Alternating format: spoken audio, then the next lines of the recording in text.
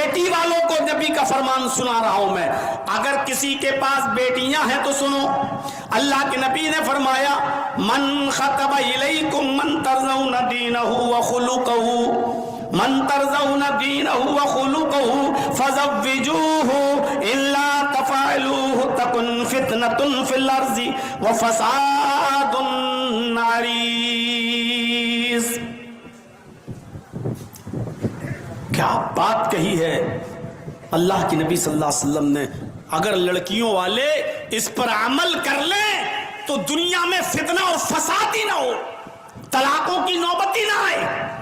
کتنی زبردست پیشی اللہ کے نبی صلی اللہ علیہ وسلم حکم دے رہے ہیں.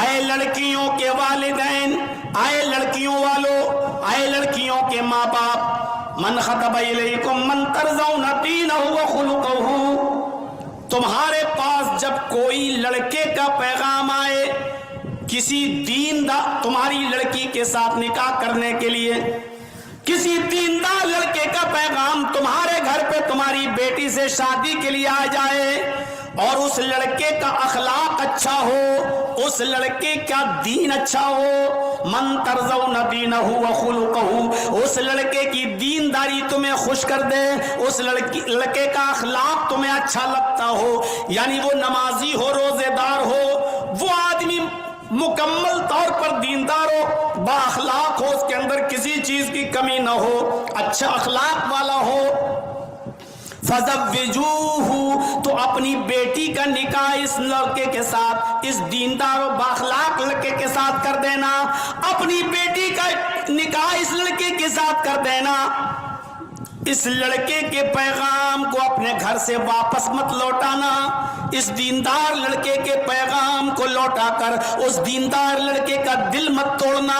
اس لڑکے کے پیغام کو لوٹا کر اس کو نامراد مت کرنا. فزوجوہ, اپنی بیٹی کے ساتھ اس لڑکے کا نکاح کر دو, اس دیندار لڑکے کا اپنی بیٹی کے ساتھ گھر بسا دو. الا تفعلوہ تکن فتنۃ فی الارض, اگر تم ایسا نہیں کرو گے, الا تفعلوہ تکن فتنۃ, اگر تم ایسا نہیں کرو گے, فتنۃ فی الارض, تو زمین میں فتنہ پھیل جائے گا, وفساد عریض, اور لمبا چوڑا فساد برپا ہو جائے گا. اس زمین کے اوپر فتنہ پھیلے گا اور فساد برپا ہو جائے گا. میرے پیارے ساتھیوں, ہم اور آپ غور کریں, کتنی زبردست بات کہی اللہ کے رسول نے. اگر اس دیندار لڑکے کا پیغام تم نے لوٹا دیا تو زمین میں فتنہ دیکھو گے, فساد دیکھو گے, یعنی تمہاری لڑکیاں پھر چین و سکون کے ساتھ اپنے سسرال میں نہیں رہ پائیں گی. زمین میں فتنہ ہوگا اور فساد برپا ہوگا, کیونکہ تم نے دیندار لڑکے کو رلایا ہے, تم نے بااخلاق لڑکے کا دل توڑا ہے. اس لیے اس زمین پر تمہاری بیٹیاں, تمہاری بہنیں خوش نہیں رہ پائیں گی. اس دیندار لڑکے کے ساتھ اپنی بیٹی کا نکاح کر دو. کتنا عمل ہے آج سماج میں اس پر, کتنا عمل.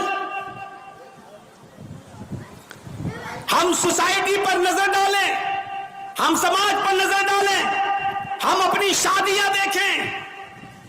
ان اعظم النکاح برکتن ایسرھا مؤونۃ, اللہ کے نبی فرماتے ہیں سب سے عظیم اور بابرکت نکاح وہ ہے, سب سے اچھا نکاح وہ ہے, سب سے زیادہ بابرکت نکاح, برکت والا نکاح وہ ہے, ایسرھا مؤونۃ, جس میں خرچہ سب سے کم ہو, جس میں خرچ سب سے کم ہو.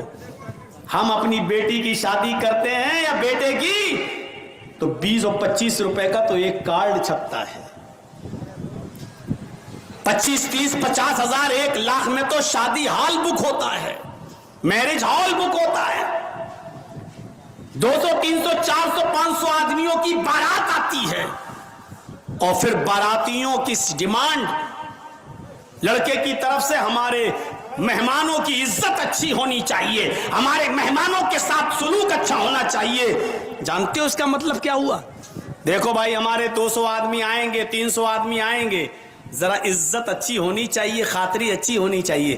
اس کا مطلب سمجھ رہے ہیں آپ کیا کہنا چاہ رہا ہے؟ اس کا مطلب یہ ہے کہ بڑے بڑے کا گوشت مت کھلا دینا. بھیک مانگنے کی اسٹائل بدل گئی لیکن ہے بھیک.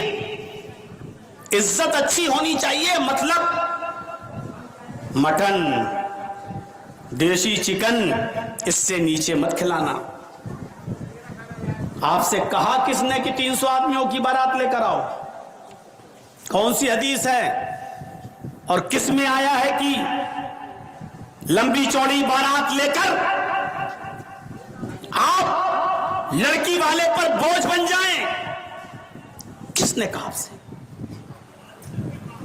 اللہ کے نبی جناب محمد رسول اللہ صلی اللہ علیہ وسلم کے زمانے میں کیسے نکاح ہوا کرتے تھے، کبھی ہم نے ان نکاح پر غور کیا ہے؟ بارات کا کون سا تصور ہے اسلام کے اندر؟ نبی اکرم صلی اللہ علیہ وسلم کے پاس ایک عورت آتی ہے، سنیے دلچسپ واقعہ، نوجوان